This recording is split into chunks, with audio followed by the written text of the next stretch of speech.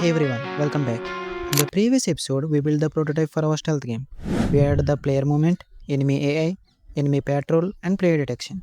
The mechanics were working, but the game still looked like a prototype with cubes and a plain ground. So, in this episode, my goal was to start turning that prototype into an actual game.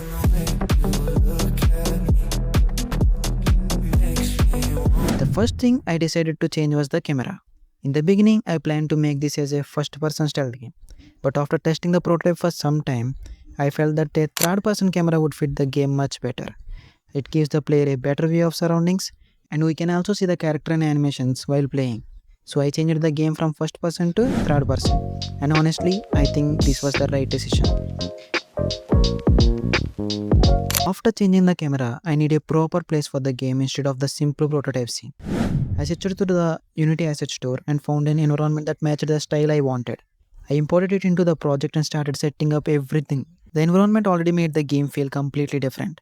If you like this environment, I will leave the download link in the description so you can use it in your own projects. Now that I had the environment, the next step was adding the characters. For testing, I imported a basic player character and an enemy character. Then I downloaded the animations from Mixamo and connected them in Unity. Right now, the characters and animations are not perfect. Sometimes they look a little weird and I still need to fix a few things. But that's completely normal during development and I will improve them in the coming episodes.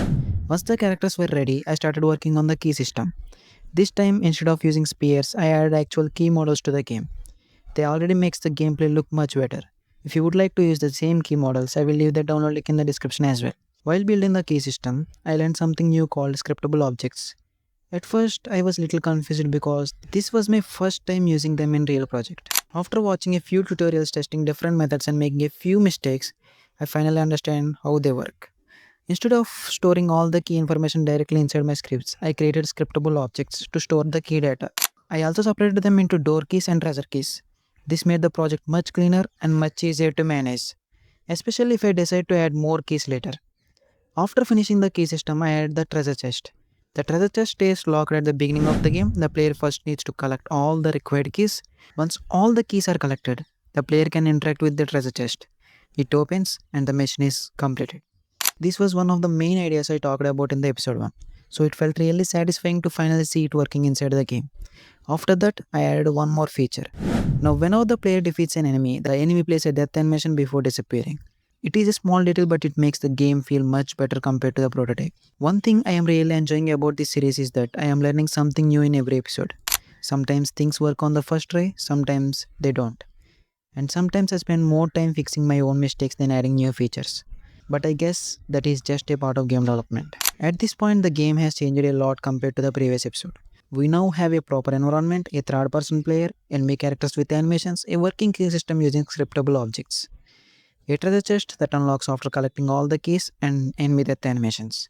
There is still a lot more work to do, but it's finally starting to look like a game I imagined in the very first episode.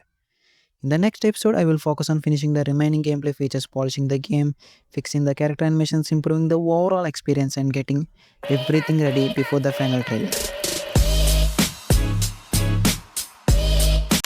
If you have any ideas or suggestions, let me know in the comments below. Also, don't forget to check the description if you want the environment or the key models I am using. Thank you for watching and stay tuned for the series, and I will see you in the next episode.